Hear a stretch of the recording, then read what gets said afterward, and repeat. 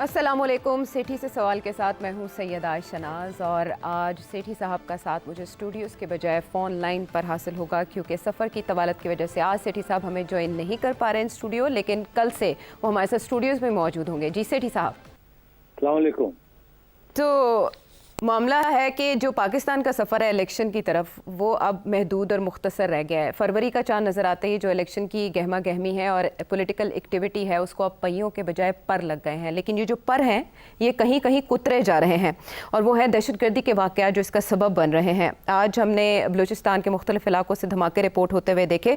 इसके अलावा खैबर पख्तूनख्वा में 15 सियासी शख्सियात ऐसी हैं जिनको थ्रेट्स मौसूल हो चुके हैं और उनमें मोहसिन दावड़ साहब और अमीर मकाम साहब भी शामिल हैं।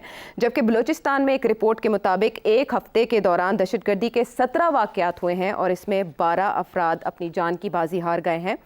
ज़्यादातर अगर इन वाक़यात की नौइयत पर गौर किया जाए तो सिक्योरिटी फोर्सेस के अलावा हम देख रहे हैं कि सियासी जमातों के दफातर और उम्मीदवार भी टारगेट पर हैं।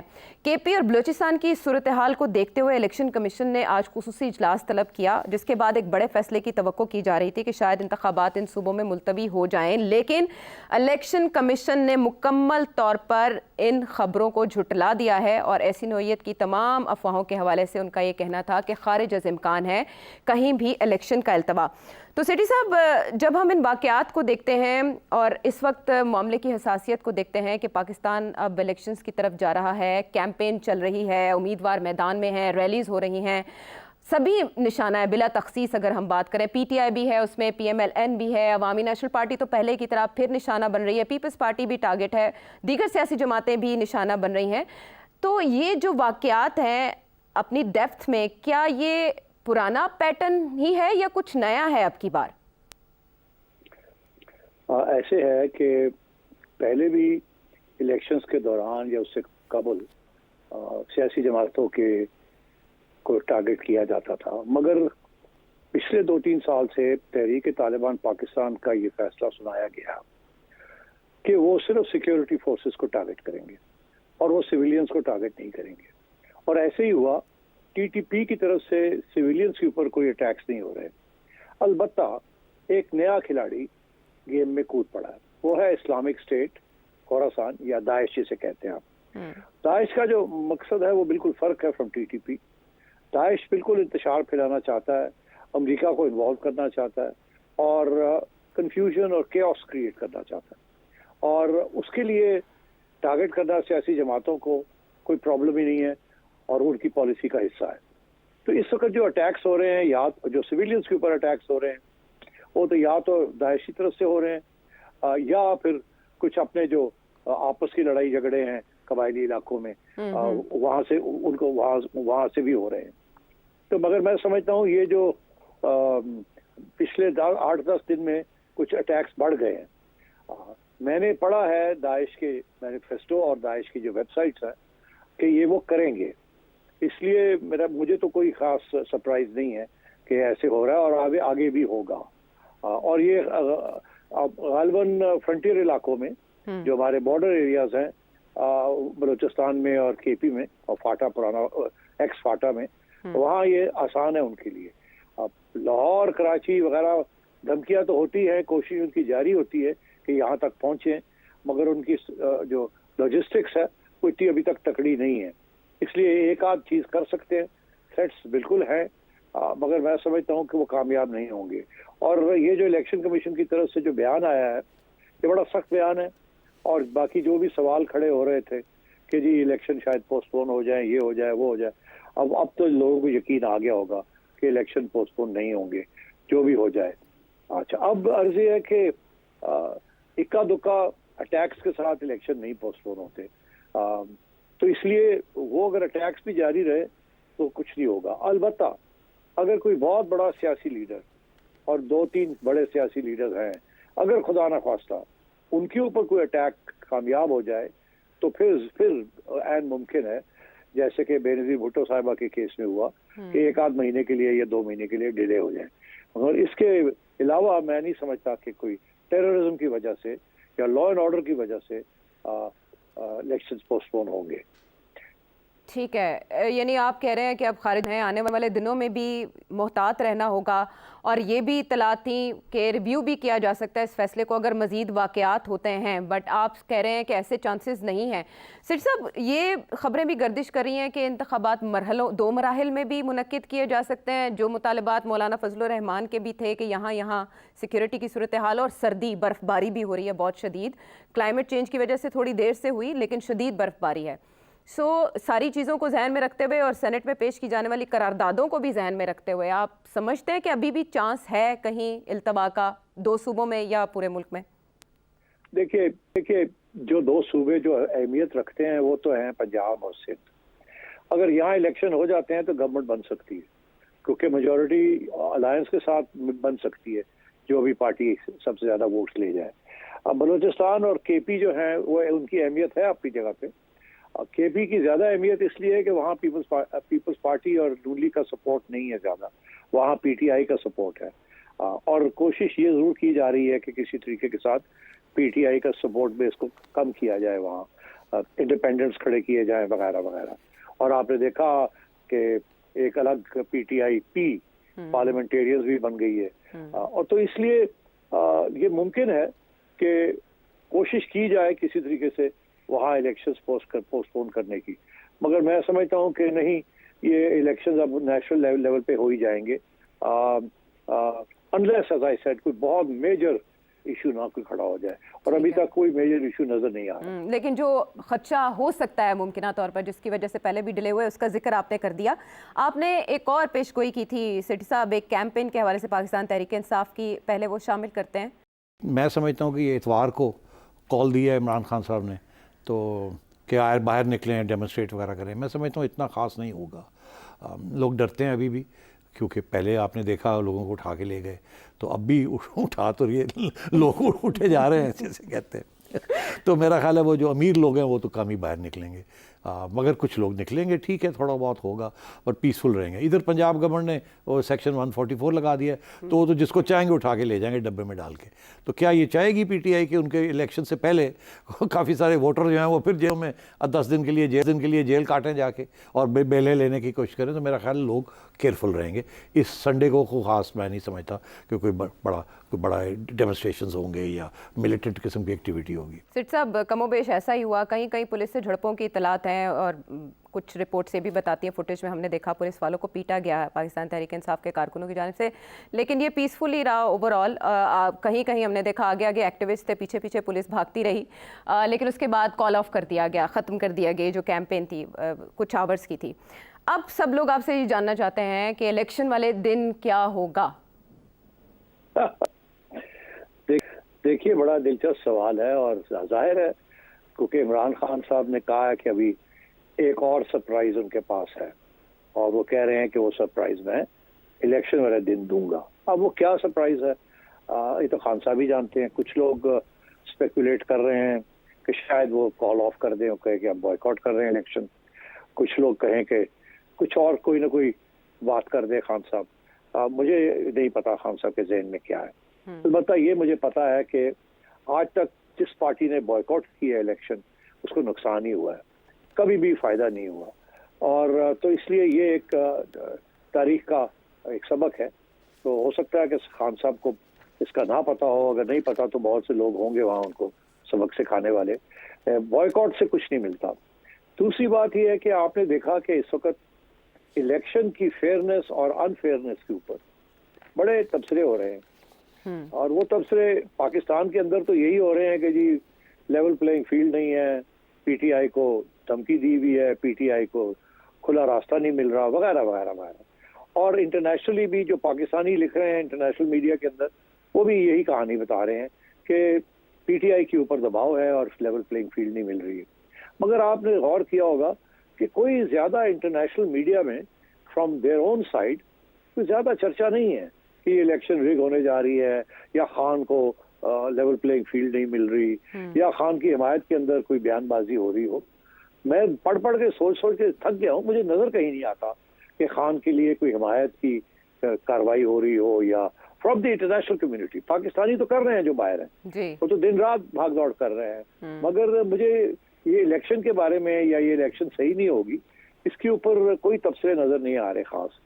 यहाँ तक के यूनाइटेड स्टेट्स गवर्नमेंट के जो स्पोक्समैन है व्हाइट हाउस के, जी उनसे बहुत से सवाल किए जाते हैं हर दफा कि जी पाकिस्तान में तो इलेक्शन फ्री एंड फेयर नहीं हो रही, आप क्या कहना चाहेंगे। तो वो आगे से बड़ा डिप्लोमेटिक सा जवाब देते हैं। वो कहते हैं देखिए ये हमारा मामला नहीं है, ये अदालतों का मामला है और हम अदालतों के साथ खड़े हैं, जो भी अदालत फैसला करेगी वो सही है, हम इस पे कोई तबसरा नहीं करना चाहते क्योंकि हर सियासी जमात का अपना मौकफ होता है, तो हम इस झंझट में नहीं पड़ना चाहते। तो इसलिए मैं समझता हूँ कि ये जैसे 2018 की इलेक्शन में सबको पता था क्या हुआ, जो आज हो रहा है वही 2018 में हुआ था। अलबत्ता जैसे मैं कहता हूँ कि वो जूता जो है वो दूसरे पाँव पे है, पहले किसी को पड़ रहा था, किसी को पड़ रहा है। तो अब बात यह है कि इसलिए पाकिस्तान में जो दिलचस्पी है दुनिया की वो यही है कि इस मुल्क में स्टेबिलिटी होनी चाहिए। अब ज्यादा वो ह्यूमन राइट्स ऑर्गेनाइजेशन थोड़ी बहुत बात करती हैं कि जी डेमोक्रेसी हो और ये हो और वो हो, रूल ऑफ लॉ हो, मगर अब सबको पता है कि अब सुप्रीम कोर्ट जिस हद तक इंडिपेंडेंट हो सकता है उस हद तक इंडिपेंडेंट है। और अगर वो कुछ ऐसे फैसले कर रहा है जो कंट्रोवर्शियल है तो ज्यादा लोग उस पर तबसरा नहीं करना चाह रहे, वो छोड़ रहे हैं कि ये पाकिस्तान का मसला है, पाकिस्तानी खुद हल करें। ठीक है। तो इसलिए इसके ऊपर कोई खास रिएक्शन इंटरनेशनल मीडिया से नहीं आएगा। अलबत्ता वो जो लोग इंटरनेशनल ऑब्जर्वर्स आए हुए हैं वो अपनी रिपोर्टें लिखेंगे, वो कब नहीं लिखते, हमेशा वो लिखते हैं और कहते हैं ये हुआ ये हुआ ये हुआ ये हुआ। आपको पता है उन्होंने तो बेनजीर भुट्टो साहबा की असैसिनेशन के ऊपर भी लंबी चौड़ी रिपोर्ट लिखती थी कि जी उनका खदशा ये है, उनका शक ही है, मगर क्या हुआ, तो रिपोर्ट छपी और कुछ उसके ऊपर तबसरा भी नहीं हो पाया। और तो ये चीजें रह जाती हैं। अब होना ये है कि इलेक्शन अगर हो जाए, जैसे भी इलेक्शन हो, तो उसको कबूल कर लिया जाता है। ठीक है, लेकिन जो लॉबिंग फर्म बताया जाता है पीटीआई की जानिब से हायर की गई है अमेरिका में अपने हक में राय हमवार करने के लिए, उनके असरात अभी तक नहीं पहुंचे अमेरिकी हुकूमत या उसके मौक़िफ़ तक? मैं समझता हूँ अमेरिकी हुकूमत की तरफ से कोई अपना पॉलिसी चेंज नहीं आएगी। अलबत्ता इक्का दुक्का कांग्रेसमैन है जिनकी पाकिस्तानी कंस्टिट्यूंसीज के साथ राब्ता है और जो कि उनके असर में आ जाते हैं और वो स्टेटमेंट्स इशू कर देते हैं।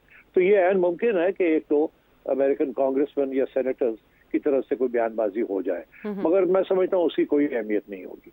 ठीक है, और अहमियत जिसकी होगी वो है हमारी कोर कमांडर्स कॉन्फ्रेंस का एलामिया।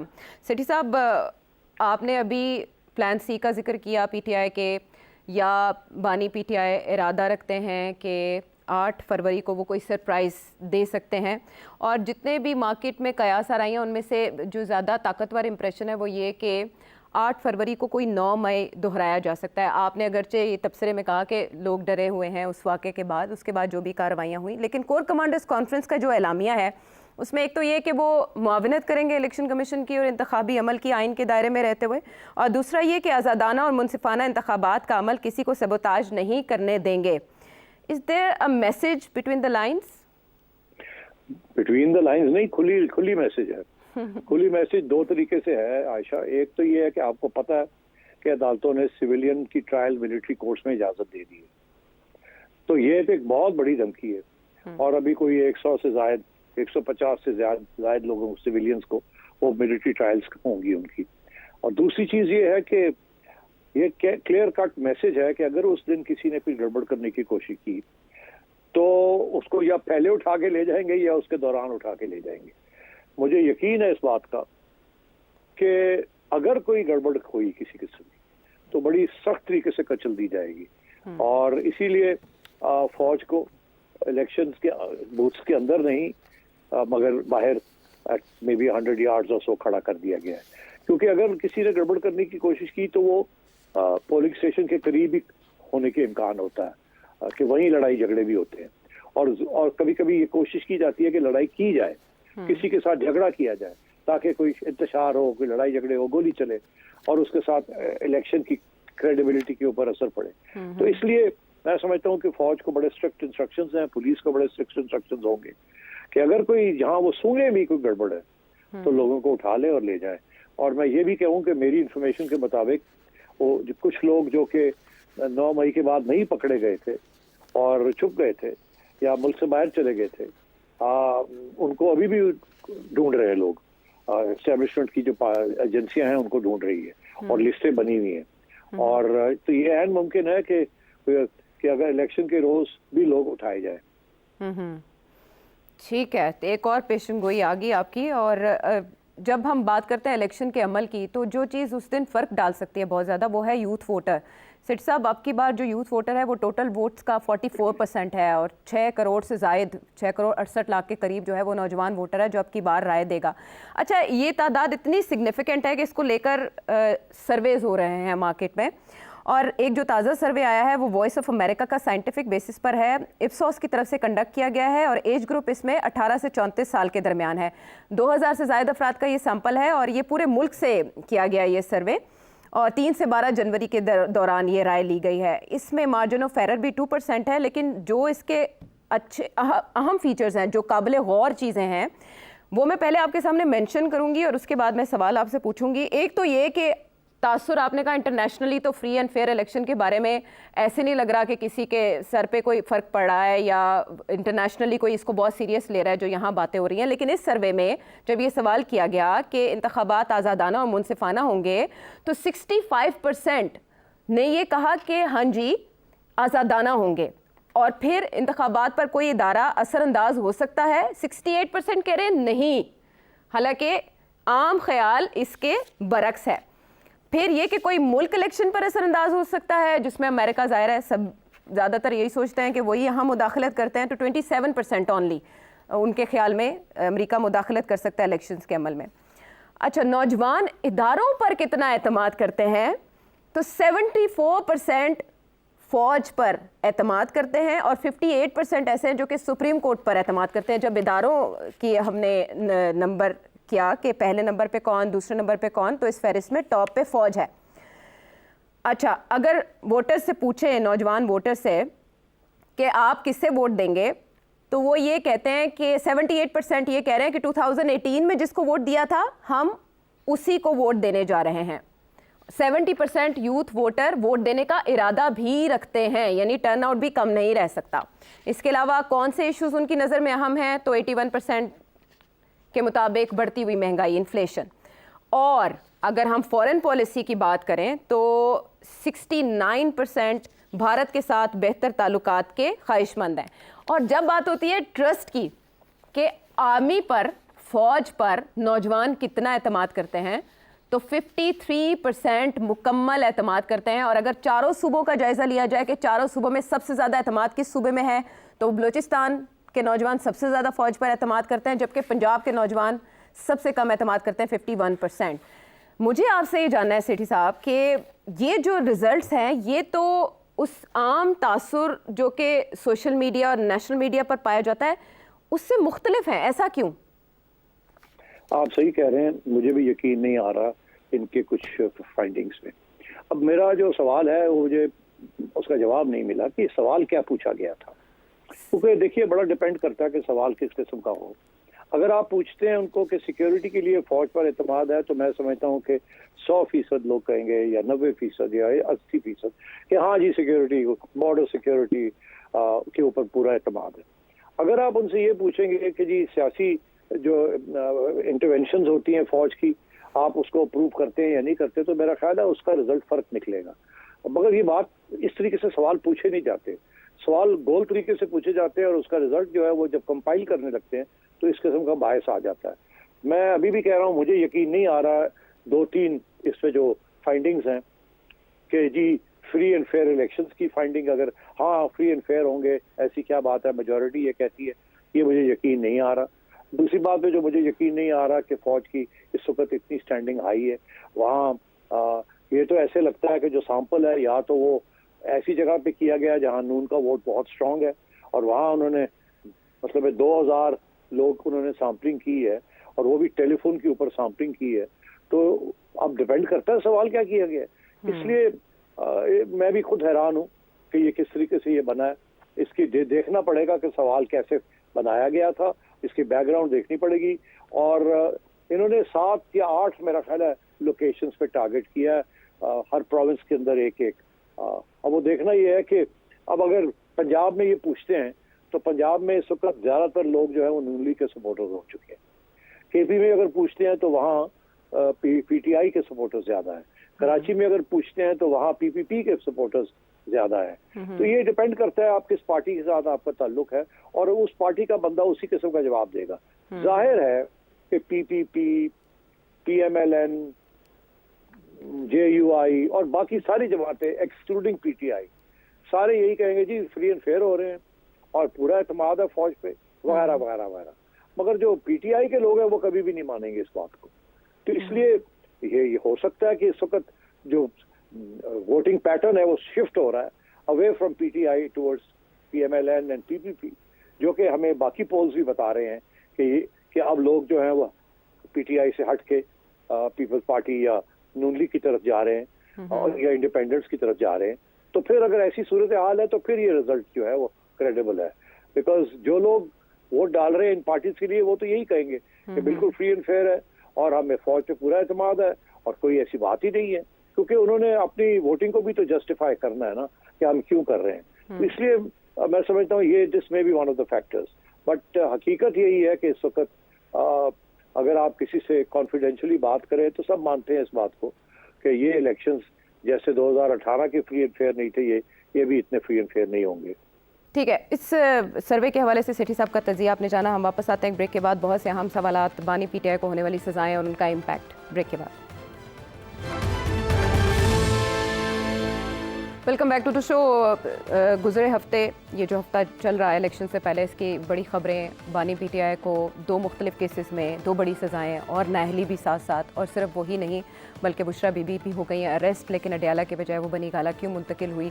अभी इस सेगमेंट में हम बात करने जा रहे हैं कि सेठी साहब, इलेक्शन से पहले आपने कहा था कि कुछ ना कुछ हो जाएगा, तो इन 2 केसेस में जो सज़ा हुई है आपके ख्याल में ये कानूनी है या सियासी?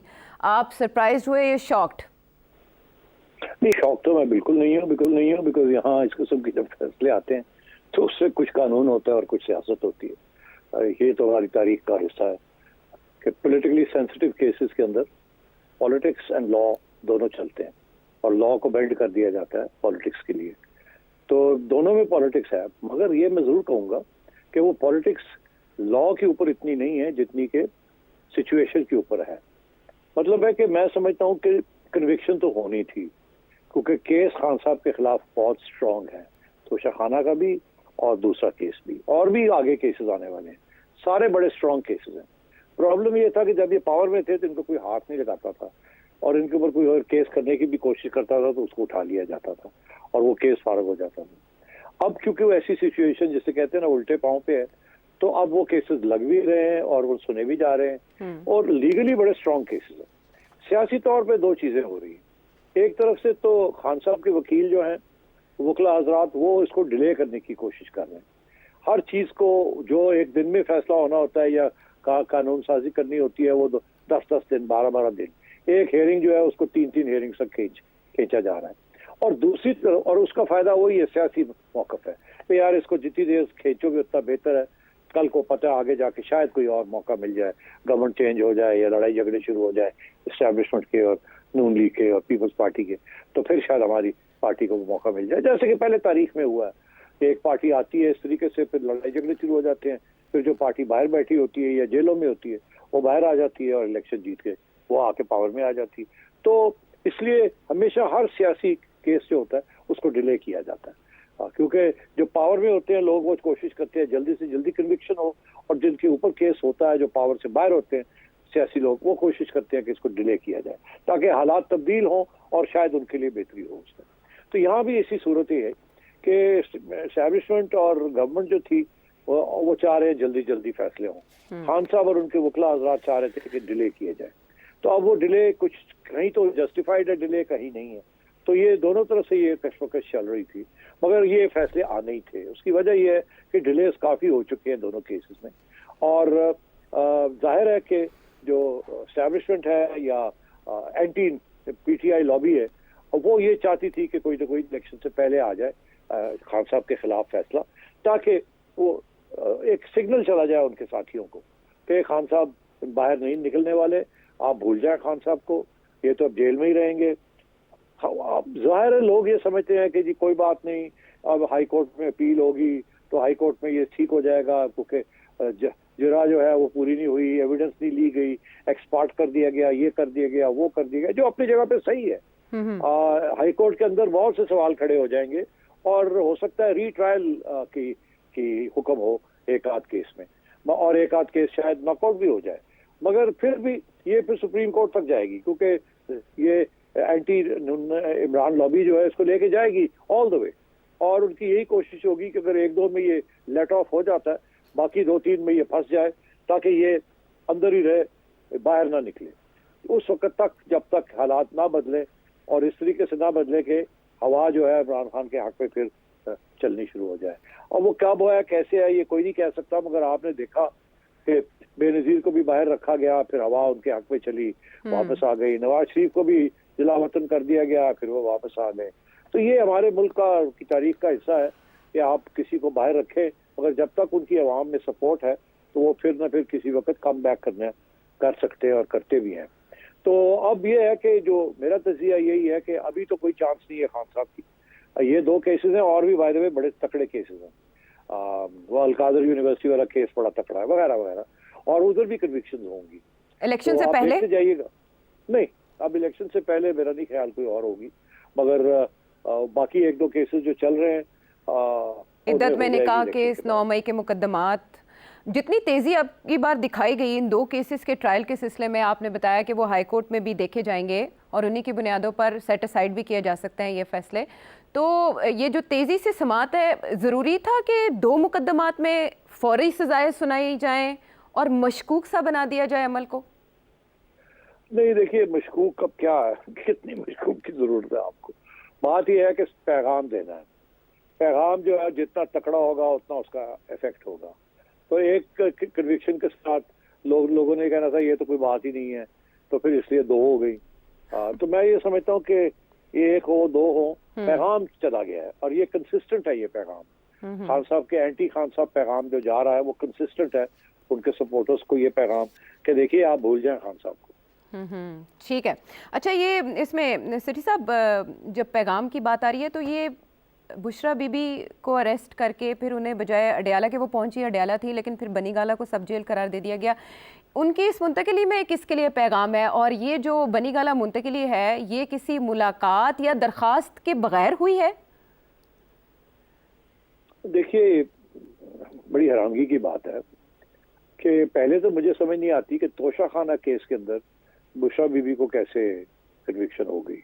तोशा खाना तो प्राइम मिनिस्टर के खिलाफ है, गिफ्ट तो उन्होंने लिए हैं, और अगर उनकी एहलिया ने भी कोई गिफ्ट ली है तो वो तो खान साहब का जिम्मेदारी थी कि वो तोशा खाना के अंदर डिक्लेयर करते, और जो खरीदो फरोख्त भी हुई है वो भी खान साहब ने की है। तो नाम तो उनका है, तो केस तो खान साहब के खिलाफ बनता है। मुझे नहीं समझ आई बुशरा बीबी के खिलाफ कैसे केस बन गया। अलबत्ता और भी चीजें हैं जहां उनका नाम आएगा आगे। तो अब मुझे जो नजर आ रहा है, आपको पता होगा कि काफी जब नए नए खान साहब की पावर में आए थे तो कुछ लड़ाई झगड़े चल रहे थे इनके आपस में। तो उस वक्त मैंने कुछ जिक्र कर दिया कहीं, तो खान साहब बड़े नाराज हो गए और मेरे ऊपर एक केस कर दिया उन्होंने। हालांकि मैंने नाम वाम भी नहीं लिया था, मैंने तो सिर्फ ये कहा था कि शायद कुछ गड़बड़ हो रही है बनीगाला में। खान साहब ने समझ आ गई कि उनकी बात हो रही है या उनका ख्याल था कि उनकी बात हो रही है, तो उन्होंने मेरे ऊपर केस कर दिया। मगर बात यह है कि सबको हैरानगी इस बात की थी कि ये जोड़ी बनी कैसे। खान साहब का जो सारा रवैया है, ग्लोबल आउटलुक है, पैदाइश है, सब जो है, हर एक चीज जो है बिल्कुल फर्क है बुशरा बीबी की लाइफ के साथ। तो कैसे इनका इकट्ठ हुआ, कैसे ये इन्होंने फिर निभाने की कोशिश की, बहुत सी कहानियां हैं। तो मुझे नहीं लगता था ये स्टेबल मैरिज है, और मुझे ऐसे ही लगता था कि किसी न किसी स्टेज पे ये डिवोर्स हो जाएगी। अगर बड़ी बात है कि अभी तक इकट्ठे थे आखिरी वक्त में भी, क्योंकि जब मसले आते हैं तो वो उसी वक्त जब तकलीफ होती है तो रिलेशनशिप जो है ना वो खराब होनी शुरू हो जाती है, और मुख्तलिफ राय होनी शुरू हो जाती है कि तुमने ऐसे किया, तुमने ऐसे किया, तुम्हें मैंने कहा था ये मत करना, तुमने किया, ये तुम्हारी वजह से ये हुआ, वगैरह वगैरह। तो अब ये बढ़ेगा, ये कम नहीं होगा ये सिलसिला, क्योंकि अब उनको दूर कर दिया, दोनों को अलग कर दिया। पहले तो बुशरा बीबी को इजाजत थी उनको मिलने की, अब वो भी मुश्किल हो गया। अगर एक ही जेल में रहते तो फिर भी इम्कान था कि इनकी वहां मुलाकात हो जाए, या इलीगली या इलीगली, और या कम्युनिकेशन हो जाए पर्ची के जरिए या पैगाम के जरिए एक ही जेल में होने से। और यहाँ ये है कि अब मुश्किल हो जाएगा खान साहब को कि बनी गाला तक पहुंचना, तो इसलिए उनको बनी गाला रखा। मगर बनी गाला में क्यों रखा? अगर उनको कोई और जेल में भी तो रख सकते थे, क्यों नहीं रखा और जेल में? और अगर उनको थोड़ी सी हैसियत की वजह से कुछ उनको फैसिलिटी देनी थी तो उनको किसी रेस्ट हाउस में भी रखा जा सकता था। मगर बनी गाला जैसे महल में अपने घर में, अब मैं आपको बताऊं जो तारीख हमें क्या बताती है, फिर आप खुद सोच लीजिएगा कि क्या है और क्या नहीं है।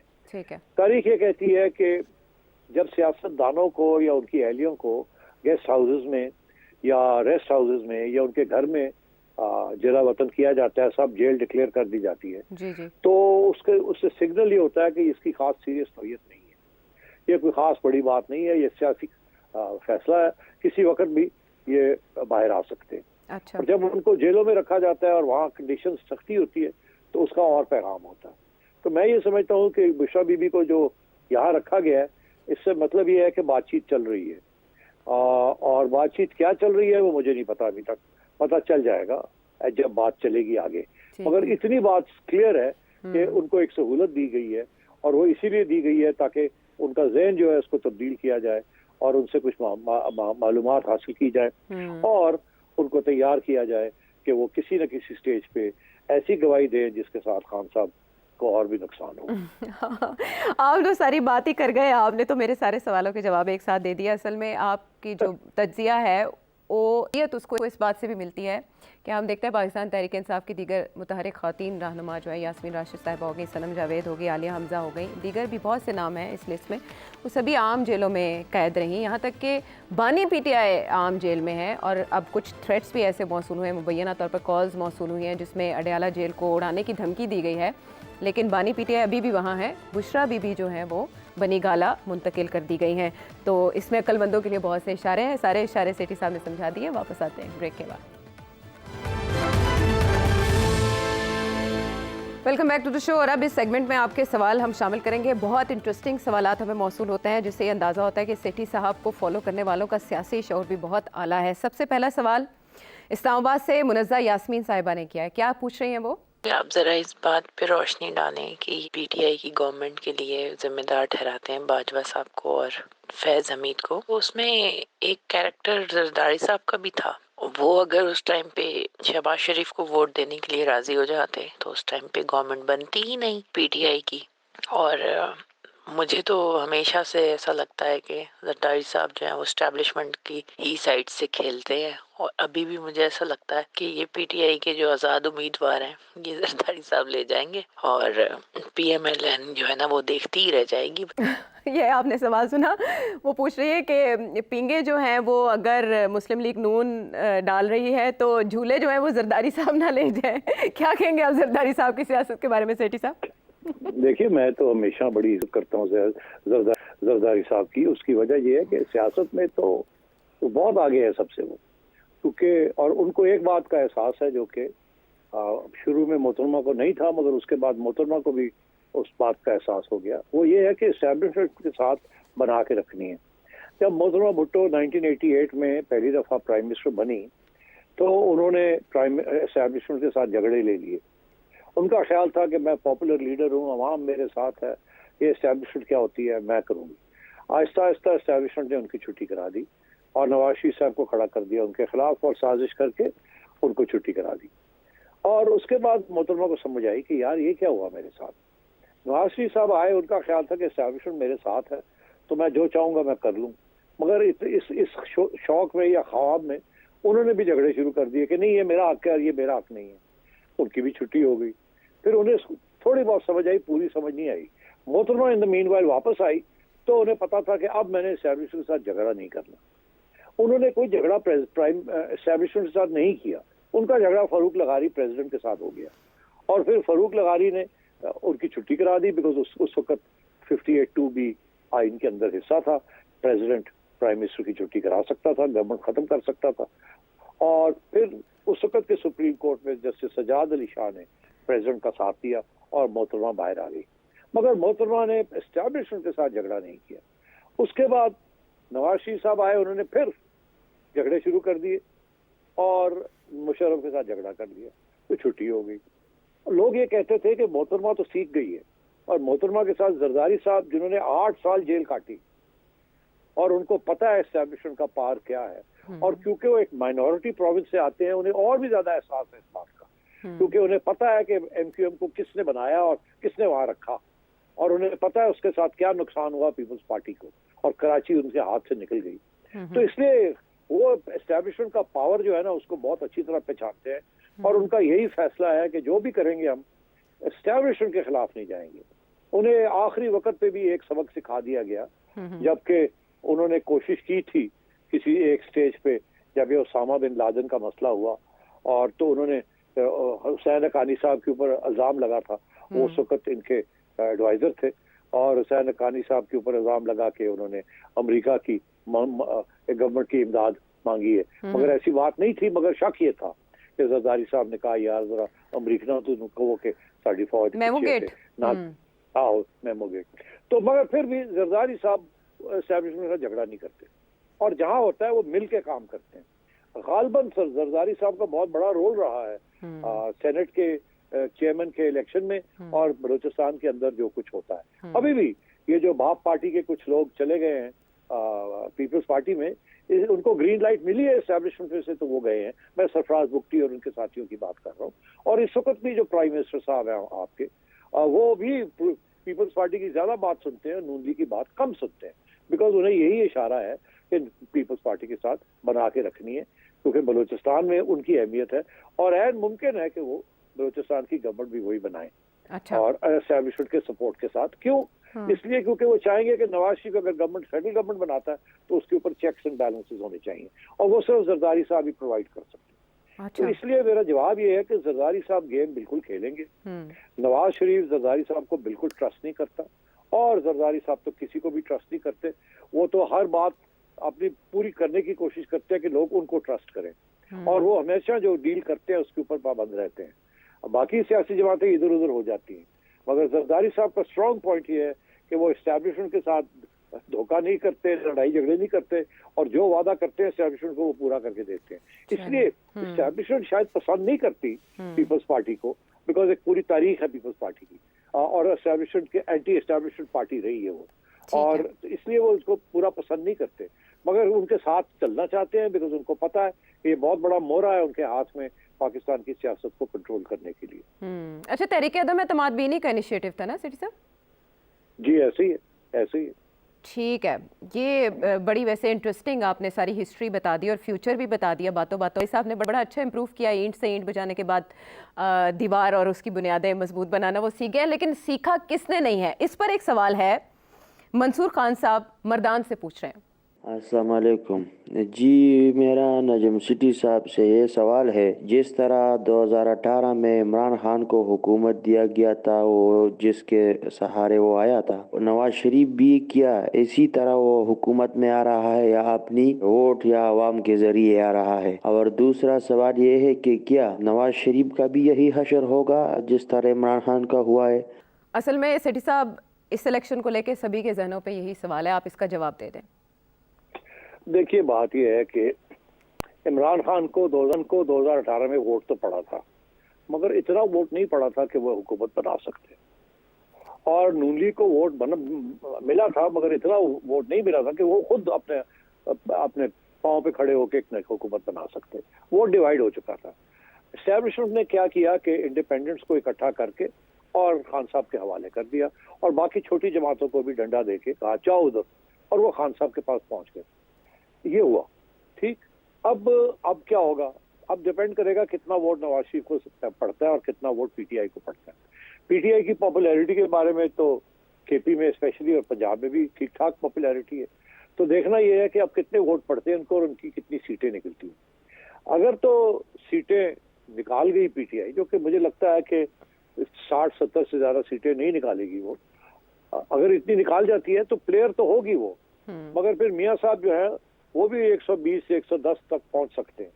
अगर ऐसी सूरत हाल होती है तो मियाँ साहब को फिर शायद जरदारी साहब की जरूरत ना पड़े, और अगर जरदारी साहब की जरूरत पड़ गई और जरदारी साहब भी ले गए 50-60 सीटें, तो फिर बड़ी कॉम्प्लिकेशंस हो जाएगी। तो इसलिए इस वक्त ये कहना कि कौन अकेले अपने पाँव पे खड़े होकर हुकूमत बनाएगा या नहीं बनाएगा, जरा मुश्किल है। ये नंबर्स गेम है।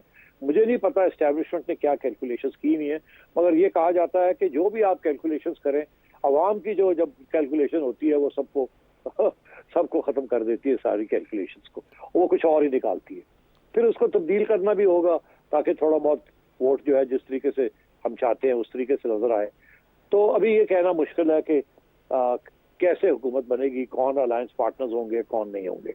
मेरा ख्याल है कि नवाज शरीफ साहब नहीं चाहेंगे कि वो जरदारी साहब के साथ मिलकर हुकूमत बनाए। मेरा ख्याल है कि जरदारी साहब पूरी कोशिश करेंगे कि किसी तरीके के साथ वो खुद अपनी हुकूमत बना ले, जो कि मुझे मुश्किल लगता है। तो अब देखना ये है कि क्या नवाज शरीफ साहब को इतनी सीटें मिल जाती हैं कि वो 100-125 सीटें मिल जाए, जिसके ऊपर वो बाकी रिजर्व सीट्स जो है वो लेके 150-160 तक पहुंच जाए, और 10-15-12 सीटें और चाहिए हो हुकूमत बनाने के लिए, तो वो तो मिल जाती हैं, वो तो कोई प्रॉब्लम नहीं है।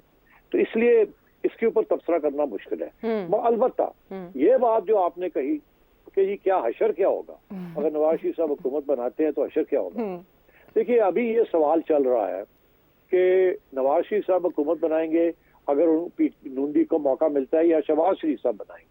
मैं समझता हूँ कि ख्वाहिश तो यही है नवाज शरीफ साहब की कि वो हुकूमत बनाए, मगर ये बहुत चीजें डिपेंड करती हैं कि वोट कितने पड़ते हैं और किस किस्म की कोalition बनानी पड़ती है। अगर तो एक लंबी चौड़ी कोalition बनानी पड़ेगी जैसे पीडीएम बनी थी, फिर तो मैं नहीं समझता नवाज शरीफ साहब प्राइम मिनिस्टर बनना चाहेंगे, क्योंकि वो बेसिकली कोalition गवर्नमेंट को नहीं चलाना चाहते और ना ही समझते हैं कि उससे कोई काम होता है, बदनामी ही होती है, क्योंकि हर बंदा खींच रहा होता है किसी एक तरफ कोई दूसरी तरफ, और उससे करप्शन के बड़े इम्कानात होते हैं, क्योंकि हर बंदा कहता है पार्टी वाला मुझे ये दे, मुझे ये दे, मुझे दे, तो सारा दिन आप कॉम्प्रोमाइज करते रहते हैं। मियां साहब का ये तबीयत नहीं है। वो कहते हैं खुली छुट्टी मिले मैं काम करके दिखाऊं, नहीं करूंगा तो नहीं आऊंगा, मगर उनको काम करने की इजाजत नहीं मिलती। 2 साल करते हैं, 3 साल करते हैं, और कोई ना कोई इशू बन जाता है, उनको बाहर निकाल देते हैं। अभी तक बेचारों ने 5 साल नहीं काटे, अगर 5 साल मिल जाते तो पता नहीं क्या कर देते, मगर उनको हर तीसरे चौथे साल उनको फारग कर देते हैं। अब आप देखें न, शहबाज शरीफ साहब ने एक पीडीएम गवर्नमेंट तो चलाई है, बड़ी अनपॉपुलर गवर्नमेंट थी, इससे कोई शक नहीं है, क्योंकि जो इक़दामात किए उन्होंने स्पेशली IMF के ऑर्डर के ऊपर, वो मुश्किल से और बड़ी बदनामी हुई इस हुकूमत की, खुसूसन नून लीग की, मगर उन्होंने कोalition को बरकरार रखा, क्योंकि कोalition को सपोर्ट भी थी एस्टेब्लिशमेंट की। तो अब ये है कि उस किस्म की सिचुएशन भी हो सकती है। अगर वो सिचुएशन होती है तो फिर मेरा नहीं ख्याल गवर्नमेंट निकाली जाएगी, गवर्नमेंट चलेगी, क्योंकि वो गवर्नमेंट फिर मिलजुल के ही चलेगी और पीछे एस्टेब्लिशमेंट खड़ी होगी। इसको चलाना है हमने, और हमने डिलीवरी देनी है, जो बातें की है, और सख्त फैसले करने हैं। ठीक है। अगर ऐसी सूरत हाल हुई तो चलेगा। अगर मियां साहब आ गए और वो उन्होंने कहा कि जी अब मुझे खुली छुट्टी मिलनी चाहिए और मैंने ये करना है वो करना है, तो फिर जाहिर है कहीं ना कहीं तो इम्कान होता है कि जी लड़ाई झगड़े शुरू हो जाए। मगर हम उम्मीद यही है कि मियां साहब भी सबक सीख गए होंगे कि लड़ाई झगड़े के साथ सिर्फ उनका ही नुकसान होता है और किसी का नहीं होता। और अब मैं देख रहा हूँ कि मियां साहब ने काफी कॉम्प्रोमाइज की है। पहले वो इतने कॉम्प्रोमाइज नहीं करते थे, अब उन्होंने ये बहुत बड़ी कॉम्प्रोमाइज की है, जिस तरीके से उनको वापस वो आए हैं और रिहाई हुई है, और उन्होंने आके एस्टेब्लिशमेंट को अटैक करना बंद कर दिया है एंड सो ऑन। वैसे उनका बयानिया ही था। अब जो मर्जी कहें वोट को इज्जत दो, तो यही बात थी। अब वो कहते हैं नहीं वोट को इज्जत दो, कोई और बात थी, वो अलग है। अब वो कहते हैं जो लोग हमारे लिए वोट करेंगे वो ठीक है, अल्लाह ना कहते। हाँ, जो हमें वोट करते हैं हम उनको इज्जत दें, मतलब शहबाज शरीफ साहब ने उसको टोटल बदल दिया। लेकिन इस बदलने के पीछे क्या वजूहात है उन सब हो गया। और शहबाज शरीफ साहब के दौरे हुकूमत में, पीडीएम के दौरे हुकूमत में हमने देखा था कि बिलावल अगर शिकवा करते तो शहबाज शरीफ साहब उसको दूर करने के लिए फ़ौरन पहुंच जाते थे, फंड्स भी रिलीज़ कर दिए जाते थे। लेकिन नवाज शरीफ साहब की सूरत में क्या हो सकता है वो आपने जाना। इसी तरह के उछूते और दिलचस्प सवालात टेलीविजन स्क्रीन पर आपके सामने है नंबर, इस पर अपने ऑडियो वीडियो मैसेज के जरिए सेठी साहब से आप पूछ सकते हैं। अगले प्रोग्राम तक के लिए इजाज़त दें।